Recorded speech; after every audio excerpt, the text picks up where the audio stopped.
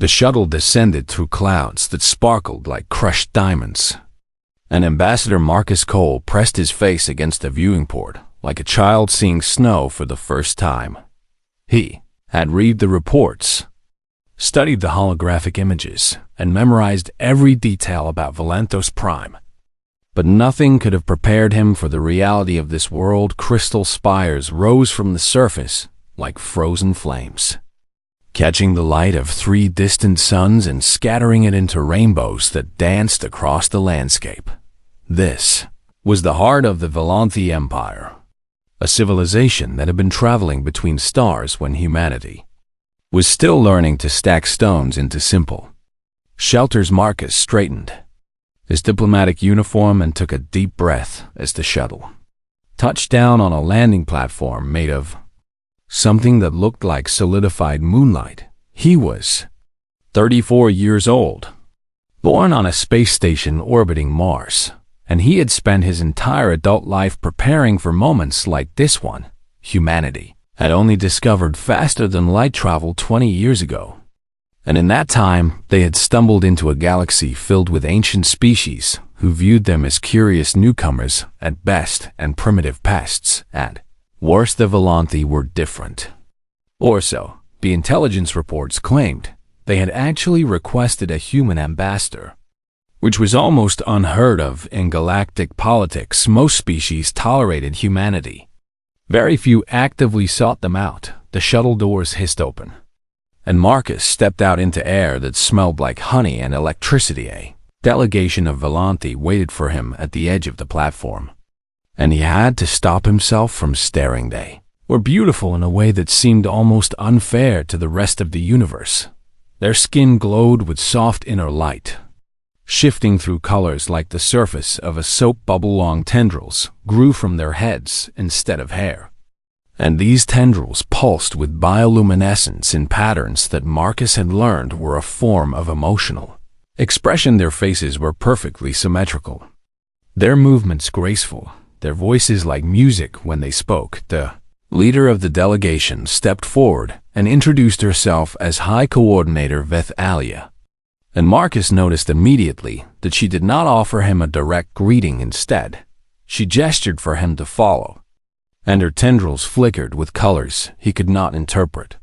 "The Queen has agreed to receive you," Vethalia said, and there was something strange in her voice, something that might have been nervousness or shame. "But there are matters we must discuss first." Marcus fell into step beside her as they walked through corridors that seemed to be grown rather than built. Organic curves of crystal and light that made human architecture look clumsy by comparison. "I am honored by Her Majesty's willingness to meet with me," Marcus said carefully. "Earth is eager to establish formal relations with the Valanthi Empire." Vethalia's tendrils darkened to a deep blue that Marcus had learned indicated discomfort. "You should understand something about our culture before you meet the Queen," she said, and her pace slowed. "We are a people who value beauty above almost all else. It is woven into every aspect of our society, our art, our politics, our very sense of self-worth." Marcus nodded, though he did not fully understand where this conversation was heading. "I have read about your aesthetic traditions," he said. "They are remarkable. Your architecture alone has influenced human artists back on Earth. Beauty is not merely tradition for us," Vethalia continued, and her voice dropped lower. "It is law. Every Valanthi is rated at birth, scored according to standards that have existed for 10,000 years. Those scores determine everything from career opportunities to marriage prospects to social standing." She stopped walking and turned to face him directly, and Marcus saw something in her luminous eyes that looked almost like pain. 3 years ago, there was an assassination attempt on Queen Salith," she said. "The attackers used a weapon designed to cause maximum visible damage. The Queen survived, but she was changed. By our standards, she is now considered damaged beyond acceptable parameters." Marcus felt a cold weight settle in his stomach as he began to understand. "She has not appeared in public since the attack," Vethalia continued. She rules from shadow now, giving orders through intermediaries, refusing to be seen by her own people. Many on the council believe she should abdicate. Some say a scarred queen brings shame upon the entire empire, and yet she agreed to meet with me. Marcus said quietly, Vethelius. Tendrils flickered with something that might have been hope or might have been desperation. She agreed because your species is new to the galaxy, she said. She believed that a human might not understand what he was seeing, might not judge her by standards she can no longer meet. She thought perhaps ignorance would make the meeting bearable for her. Marcus was quiet for a long moment. Processing this information, he thought about human history, about all the ways his own species had judged people based on appearance, about the slow and painful progress they had made toward understanding that worth could not be measured by symmetry or skin or the postes. Accident of genetics. Take me to her, he said. Finalivithalia studied him with those strange, beautiful eyes. You understand that she may dismiss you immediately, she said. She may not even allow you to speak. She has become very skilled at rejecting people before they can reject her. I understand, Marcus said. Take me to her anyway.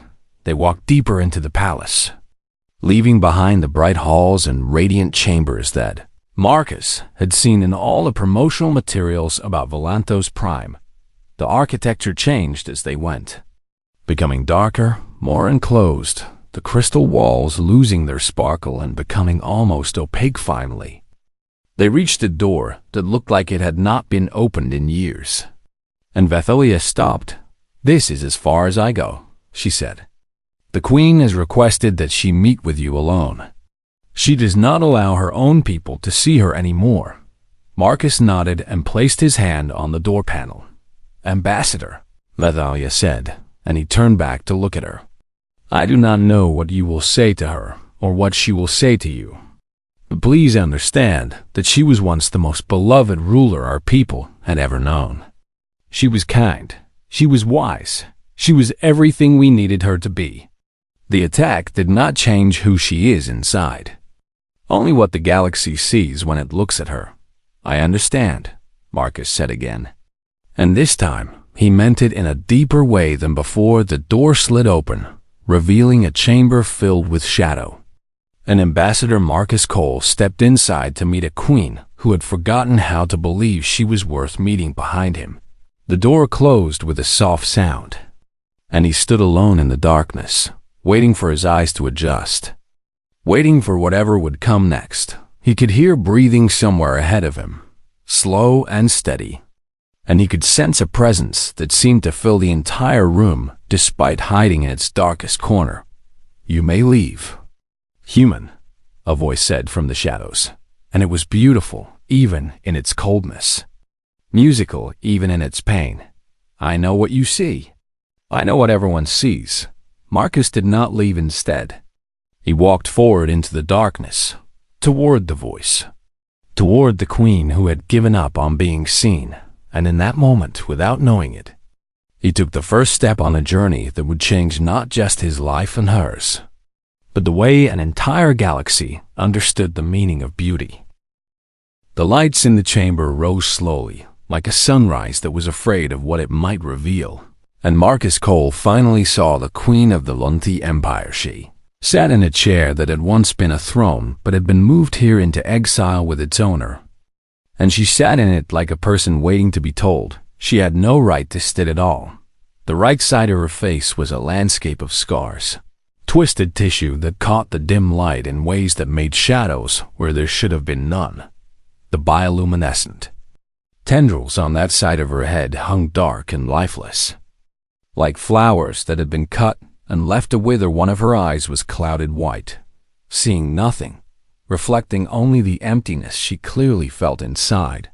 And yet, Marcus noticed she sat straight and proud despite everything, her one good eye fixed firmly on the far wall, as if she could not bear to see his reaction to her appearance. I told you to leave, Queen Salith said, and her voice was sharp with the expectation of disappointment. Are all humans this poor at following instructions, or are you simply defective? Marcus allowed himself a small smile at that. Probably a bit of both, Your Majesty, he said, and he walked to a chair that sat across from her throne and lowered himself into it without waiting for permission. My mother always said I was too stubborn for my own good. For the first time, the Queen turned her head slightly toward him, surprise flickering in her working eye. No one sat in her presence without being invited. No one spoke to her with such casual familiarity. No one stayed when she told them to go. You are either very brave or very foolish, she said. Probably a bit of both. Marcus repeated, and he leaned back in his chair as if they were old friends having a normal conversation. I've been told that's a common human trait. Salith was quiet for a long moment, and Marcus could see her processing this unexpected situation. She had prepared herself for horror, for pity, for the polite diplomatic exit that would allow both parties to pretend this meeting had never happened. She had not prepared herself for a human who simply sat down and made himself comfortable. Your superiors will want a beautiful queen to negotiate with, she said finally, and the bitterness in her voice was old and deep, like a wound that had never been allowed to heal. I will have my cousin stand in my place for all public functions. She is acceptable by our standards. She will represent the Empire adequately, with respect. Your Majesty, Marcus said, and his voice was gentle but firm. I was sent to speak with the Queen of the Volanti Empire. That's you, not your cousin. You do not understand, Salith said, and something in her voice cracked slightly. I cannot appear before the galaxy like this. I cannot stand in the Hall of Radiance and let billions of beings see what I have become. Our entire civilization is built on the principle that leadership requires aesthetic perfection. A scarred queen is a contradiction, an impossibility, an abomination. Marcus was quiet for a moment, choosing his next words carefully. On Earth, he said slowly, we have a tradition that goes back thousands of years. When a piece of pottery breaks, instead of throwing it away or hiding the damage, some cultures repair it with gold. They fill the cracks with something precious and make the breaks part of the object's beauty. They believe that things that have been broken and repaired are more valuable than things that have never been damaged at all. Salith turned to look at him directly now, her scars fully visible in the soft light, and Marcus met her gaze without flinching. That is a primitive way of thinking, she said, that there was a question in her voice, a curiosity that she could not quite hide. Maybe, Marcus agreed, or maybe it's a different way of seeing. My species has spent a long time learning that beauty is not always obvious. Sometimes it hides in unexpected places. Sometimes it grows in the cracks. The Queen was silent for a long time after that, and Marcus let the silence stretch without trying to fill it. Understood that she was fighting a battle inside herself, a battle between the beliefs she had been raised with and the strange new possibility this human was suggesting. Why did your people agree to send an ambassador here? She asked finally, changing the subject in a way that told Marcus she needed time to think about what he had said. Because you asked, Marcus said simply, and because humanity is still new to the galaxy. We need friends, allies, people who are willing to see us as something more than primitives who just learned how to travel between stars. And what do you see when you look at the Volanti? Salith asked, and there was genuine curiosity in her voice now. What does a human see when he looks at our empire? Marcus considered the question seriously before answering. I see a civilization that has achieved incredible things. He said, your art, your architecture, your technology, all of it is remarkable. But I also see a people who might have trapped themselves inside a very narrow definition of what makes something worthwhile. He leaned forward slightly, and his voice was soft but clear. I see a queen who has convinced herself that she no longer has value because of something that was done to her against her will. He continued, And I think that might be the greatest tragedy I have ever witnessed. Salith's tendrils, the ones that still worked, flickered with colors Marcus could not interpret. "You speak very freely for an ambassador," she said, but there was no anger in her voice. Only something that sounded almost like wonder. "I was told that honesty was the best foundation for diplomacy," Marcus said. "And honestly, Your Majesty, I think you might be the most interesting person I have ever met." "Interesting," Salith repeated, tasting the word as if she had never heard it before. Not beautiful, not acceptable, not even pleasant to look at. Just interesting. "Interesting is good," Marcus said, and he smiled at her, a genuine smile with no pity or performance in it. "Interesting means there is more to discover. Interesting means the conversation is worth continuing. Interesting means I would very much like to come back tomorrow and talk with you again, if you will allow it." The Queen of the Volanthi Empire stared at this strange human who refused to look away from her scars, who sat in her presence without permission, who spoke to her as if she were a person instead of a disappointment. "You may return tomorrow," she said at last, and the words seemed to surprise her as much as they surprised him. Marcus stood and offered her a formal bow, the kind he had been trained to give to heads of state. "Thank you, Your Majesty," he said. "I look forward to it." As he walked to the door, her voice stopped him. "Ambassador," she said, and he turned back to look at her. "Why did you not look away?" "Everyone looks away. Even my own guards cannot meet my gaze. But you sat there and looked directly at me as if there was nothing wrong with what you were seeing." Marcus paused, considering how to answer. "Because there isn't anything wrong with what I was seeing," he said simply. "I saw a queen. I saw a survivor. I saw someone who has been through something terrible and came out the other side still standing. Where I come from, that's not something that makes people look away. Where I come from, that's something that makes people pay attention." He left before she could respond, but as the door closed behind him, Marcus Cole smiled to himself. Tomorrow, he would return. And the day after that, and the day after that, something had begun in that dark chamber, something important, and he was determined to see where it would lead. The weeks passed like water flowing over stones, slowly but steadily wearing away at walls that had stood for years. Marcus returned to the Queen's chamber every day, just as he had promised, and each day the shadows seemed a little less dark, the silence a little less heavy. At first, their conversations were formal and careful. Two people from different worlds, testing the boundaries between them. Salith asked him about Earth, about human history, about the strange species that had crawled out of the mud and somehow learned to reach for the stars. Marcus answered every question honestly, even the ones that made humanity look foolish or cruel. He told her about wars fought over land and resources and ideas, about centuries of treating people as lesser beings because of the color of their skin or the place of their birth, about the long and painful process of learning to see past the surface of things. "Your species sounds chaotic," Salith said one afternoon, her working eyes studying him with an intensity that had become familiar. "You have no beauty indices, no genetic scoring, no standardized measurements of worth. How do you determine who leads? How do you choose your mates? How does your society function at all?" Marcus laughed, and the sound seemed to surprise her even though she had heard it many times now. "Badly. Mostly," he admitted. "We've tried a lot of systems over the years. Some of them were cruel, some of them were stupid, and some of them were both. We're still figuring it out, but surely you must have some way of assessing value," Salith pressed. "Some method of ranking individuals so that the best rise to the top." "We do," Marcus said. "But our definitions of best keep changing.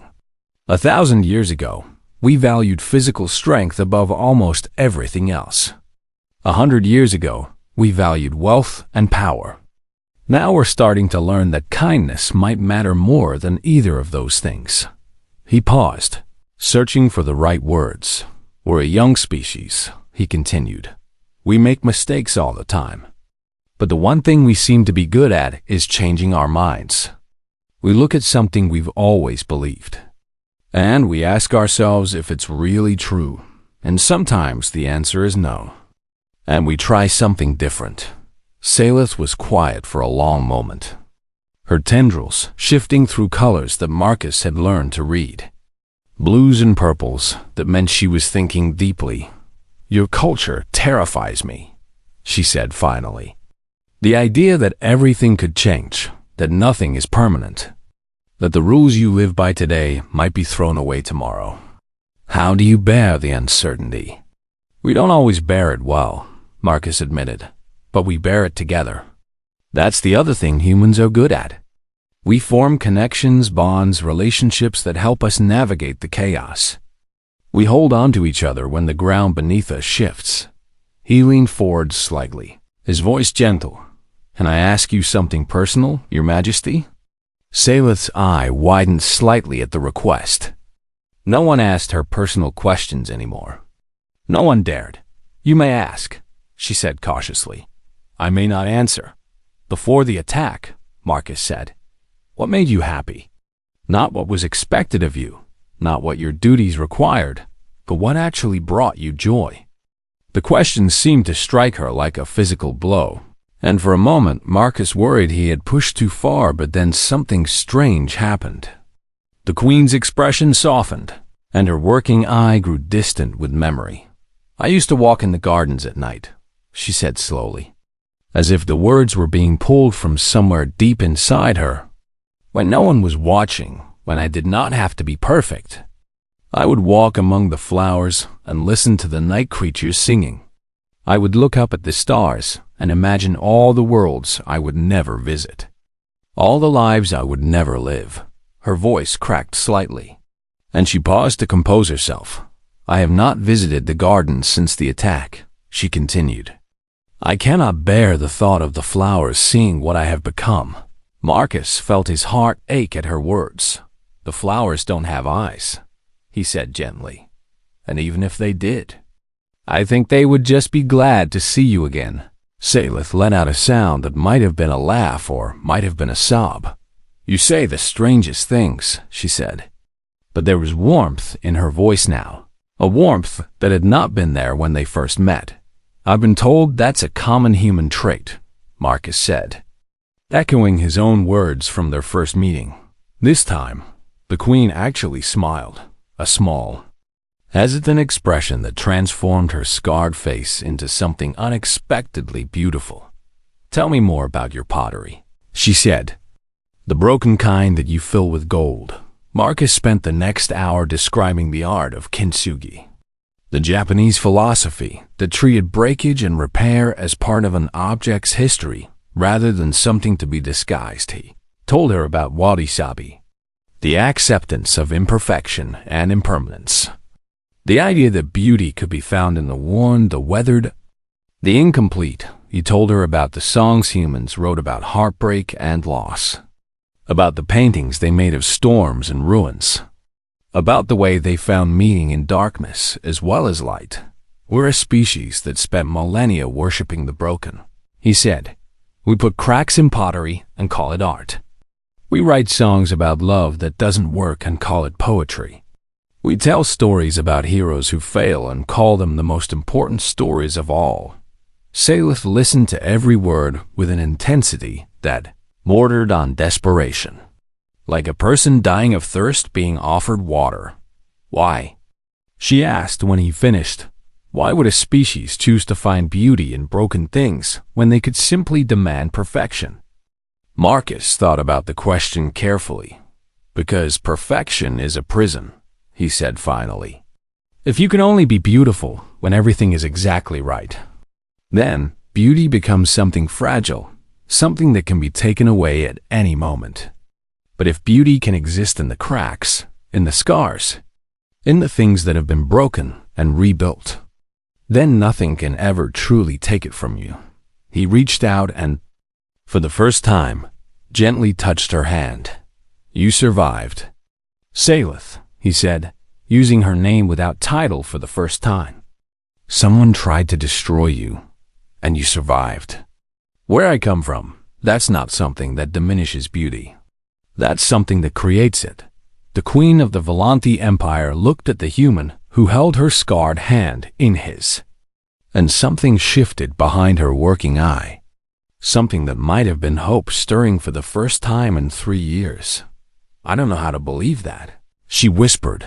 You don't have to know how, Marcus said. You just have to be willing to try, outside the chamber.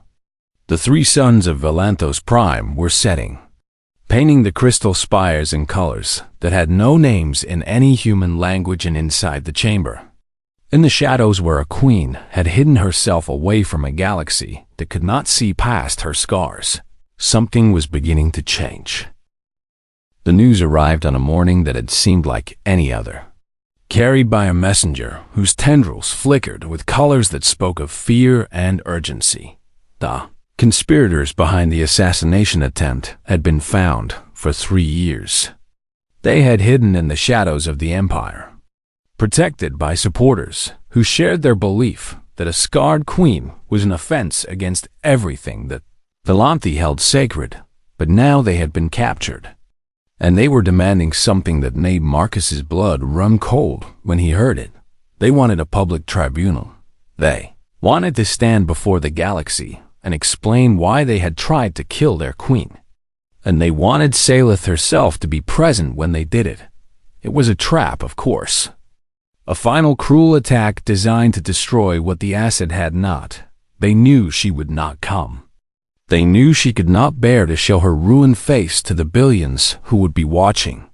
And when she failed to appear, they would use her absence as proof that she was unfit to rule. That a queen who could not even face her own people had no right to lead. Then Marcus found Salith in the darkest corner of her chamber, curled into herself like a wounded animal trying to disappear. She was trembling. And when she looked up at him, he saw something in her eye that he had never seen before. Pure, absolute terror. I cannot do it, she whispered, her voice barely audible. I cannot stand before them, before the cameras, before the billions who will be watching. They will see what I am. They will see what I have become. Marcus crossed the room and knelt before her, bringing himself down to her level. Salith, he said gently, talk to me. Tell me what you're feeling. The words seemed to break something inside her, and the royal composure she had maintained, even in her exile, shattered completely. I'm afraid, she said, and the admission seemed to cost her everything. I have been afraid every moment of every day for 3 years. Afraid to look in mirrors, afraid to let anyone see me, afraid that everything I believed about myself was a lie. Her voice rose, cracking with emotion. I was supposed to be beautiful. That was the one thing I knew about myself, the one thing that gave me value, the one thing that made me worthy of the throne.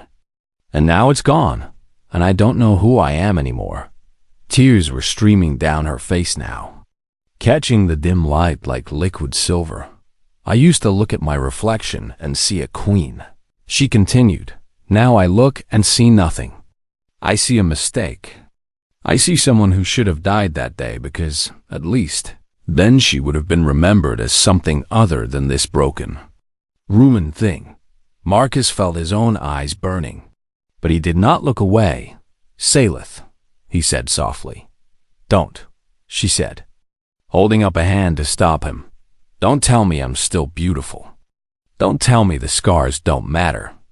Everyone says those things, and they're all lies.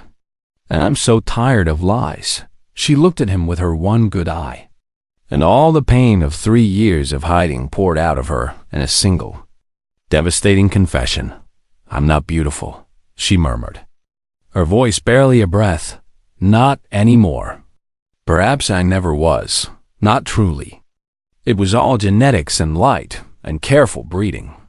And now even that illusion is gone. Marcus looked at her. At this queen who had lost everything she thought defined her.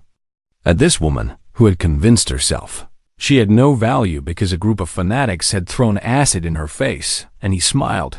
He did not speak. He did not offer empty reassurances or hollow compliments. He simply looked at her with eyes full of warmth and acceptance and something that might have been love.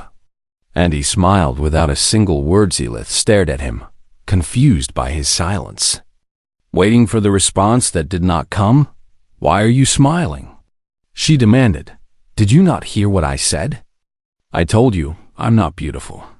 I told you the truth that everyone else is too afraid or too polite to say. Why are you looking at me like that?" Marcus still did not speak. He simply kept smiling. And his smile said everything his words did not need to say. It said, "I see you." It said, "I see all of you. Not just the parts you think are acceptable." It said, "Your scars do not diminish you. Your pain does not reduce you. Your fear does not define you." It said, "You are worth seeing, worth knowing, worth loving. Exactly as you are in this moment." Selith felt something break inside her. But this time it was not her composure or her hope.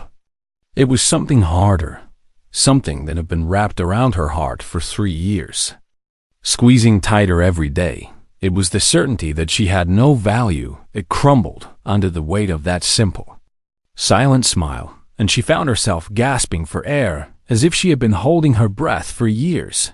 "How?" she whispered. "How can you look at me like that? How can you see what I see and still smile?" Marcus finally spoke, and his voice was quiet but clear. "Because where I come from," he said, "the most beautiful things are the ones that survived." He reached up and gently touched her scarred cheek, and she flinched but did not pull away.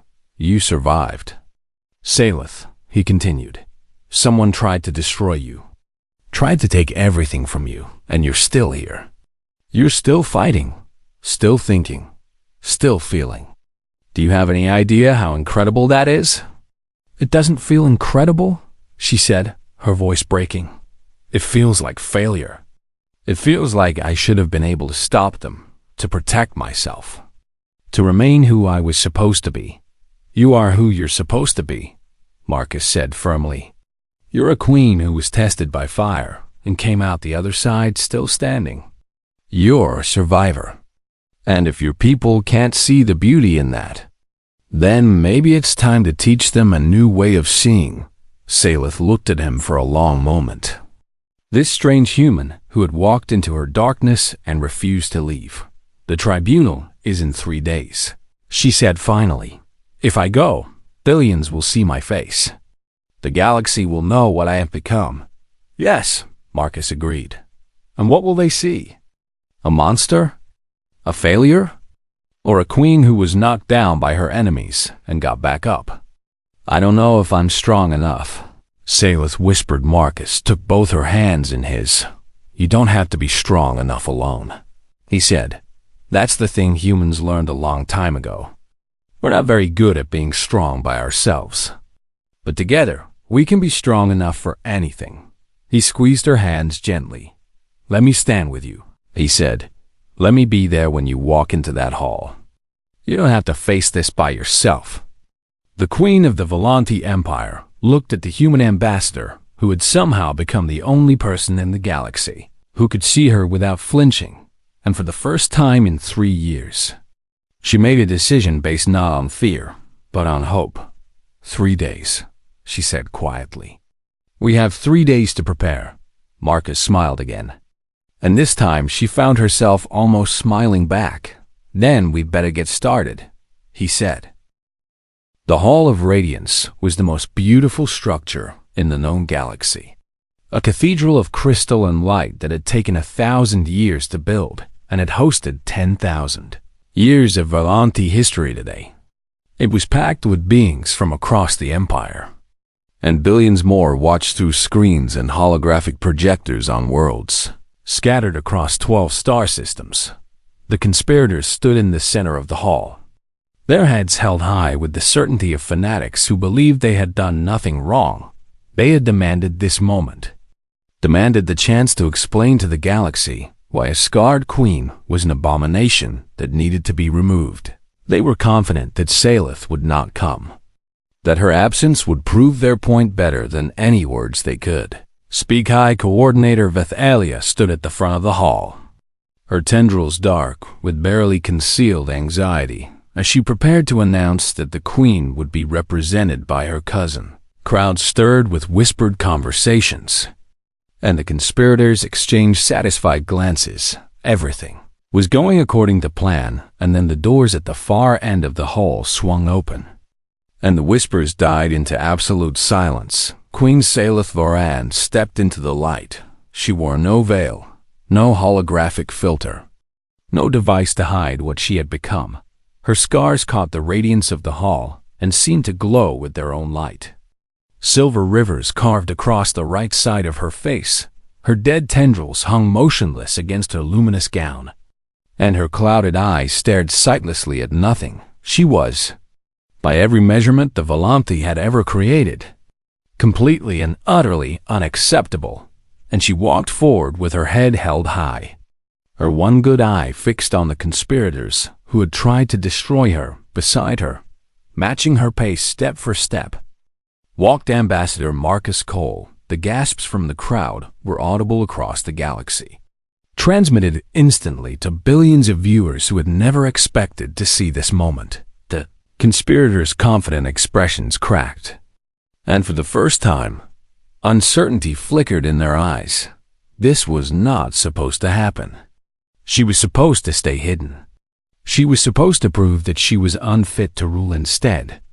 She walked toward them like a force of nature, unstoppable and unafraid. Zilith climbed the steps to the central platform and turned to face her people, her scars on full display for everyone to see. "I know what you expected today," she said, and her voice rang through the hall like a bell. "You expected me to hide, to send someone acceptable in my place, to prove that I am too broken to lead you." She paused, letting her words sink in. "For 3 years, I believed those things too. I believed that my scars made me worthless, that my appearance defined my value, that I had nothing left to offer an empire that only knew how to measure beauty and symmetry and light." Her gaze swept across the crowd, and beings who had known her before the attack found themselves unable to look away. "I was wrong," she continued. "I was wrong because I had never questioned what I had been taught. I had accepted without thinking that beauty was fixed, that it could be measured and scored and ranked like the output of a factory." She turned slightly to look at Marcus, and something warm passed between them. "And then a human came to my world," she said. "A member of a species so young they have only been traveling between stars for 20 years. A representative of a people we have always considered primitive and chaotic and strange." A voice softened but did not weaken, and he taught me something that none of my own people could. He taught me that beauty is not a measurement. It is a choice. It is the choice to see value where others see damage, to find meaning in survival, to understand that the things that have been broken and rebuilt are not lesser than the things that have never been tested. She turned to face the conspirators directly. "You tried to destroy me," she said, and now her voice was cold and sharp as crystal. "You threw acid in my face because you believed that a queen must be perfect, and you thought that ruining my appearance would ruin my right to rule." She took a step toward them, and they actually flinched back. "You failed," she said. "I am still here. I am still your queen, and I am not hiding anymore." The lead conspirator found his voice, though it shook as he spoke. "You are an abomination," he said. "Our laws are clear. Our traditions are 10,000 years old. A leader must embody beauty, must represent the highest ideals of our people. You cannot change that simply because a human taught you to ignore it." Selah smiled, and the expression transformed her scarred face into something that even the most traditional Volanthi could not look away from. "I am not ignoring our traditions," she said. "I am expanding them.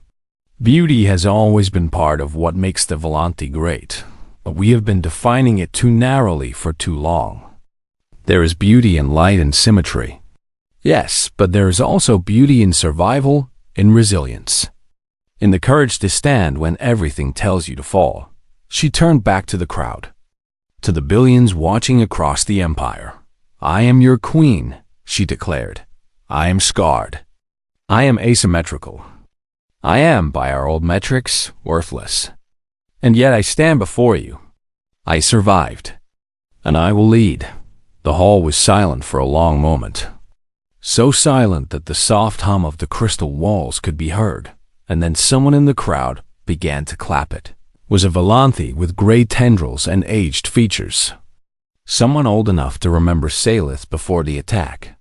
Someone who had loved her then and had never stopped loving her since others joined in.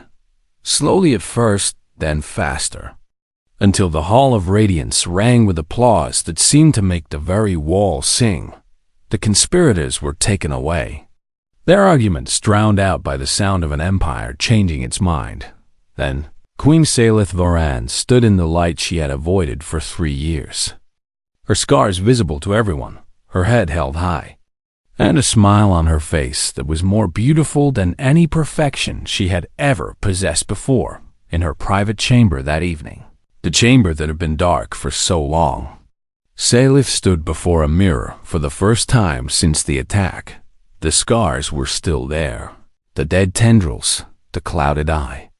Nothing had physically changed, but when she looked at her reflection now, she saw something different than she had seen. Before she saw a queen who had been tested and had survived. She saw a leader who had learned something new about an old idea. She saw a woman who had been given back her future by a human who had simply refused to look away. Marcus appeared in the doorway behind her, and she turned to face him. Your people are calling it Velharum, she said. It means beauty of continuation. The idea that survival itself is beautiful. They're writing songs about it.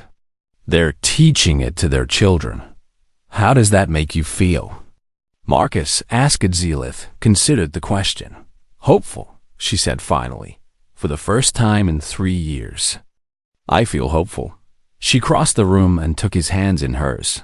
Thank you, she said softly, for seeing me when I could not see myself.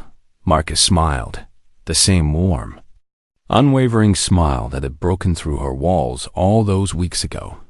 Thank you for being worth seeing, he said outside. The 3 suns of Volantos Prime were rising, painting the crystal spires in colors that had no names, and somewhere across the galaxy, beings were beginning to speak of humanity in a new way, not as the young primitives from the edge of known space, but as the species that could find beauty anywhere, even in the darkest corners, even in the deepest scars. It was, perhaps, the most human gift of all.